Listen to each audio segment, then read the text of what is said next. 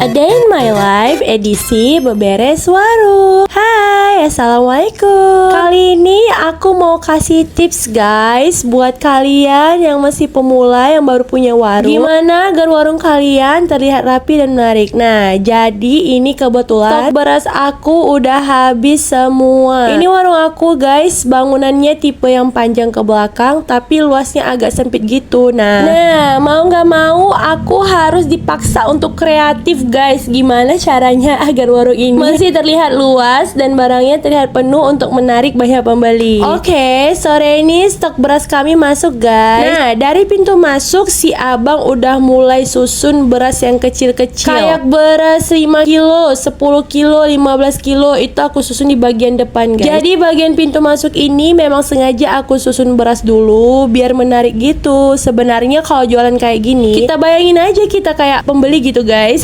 Jadi biar kita tahu cara-cara susun barang, di mana letaknya, biar pada saat orang lihat langsung tertarik berhenti di warung kita. Ya Allah. Terus kalau bagian depan warung, usahakan letak barang-barang yang stoknya banyak ya guys. Memang gak semua barang yang stoknya banyak bisa kita letak di bagian depan. Contohnya kayak produk persabunan, tepung kan gak cocok ya guys kalau diletak di bagian depan warung. Tapi kalau beras ini biasanya memang diletak di pintu masuk warung guys. Selain menarik, juga bisa bikin warung kita jadi kelihatan penuh. Nah, jadi tips dari aku yang punya warung, untuk barang yang stoknya banyak jangan disimpan di belakang ya guys. Lebih bagus dinampakin aja barangnya, tapi harus lihat-lihat barangnya dulu cocok atau enggak diletak di depan. Nah, ini si abang udah mau selesai susun berasnya yang bagian depan. Jadi bagian depan memang khusus aku buat beras-beras kecil kayak 5, 10 dan 15 kilo guys. Karena beras-beras kecil kayak gini sengaja aku stok banyak barangnya guys. Kalau yang namanya beras pasti laku di mana-mana ya guys. Kalau beras sudah penuh kayak gini, dari dalam aja udah kelihatan menarik. Apalagi kalau orang lewat pasti penasaran kok banyak kali beras abang itu ya kan. Udahlah, besoknya pasti ke warung kita dia beli beras. Pandai kali lah memang marketingnya. Beras yang aku stok juga ada beberapa macam guys. Kalau di sini yang paling aku tuh kayak beras matahari, topi, terus satu lagi ada beras mawar guys. Yang merek lain aku juga ada stok. Kalau barangnya banyak pilihan kayak gini kan bisa jadi salah satu penarik ya kan guys. Biar pembeli jadi langganan nanti beli di tempat kita. Haha. Next, kali ini lanjut susun beras yang 30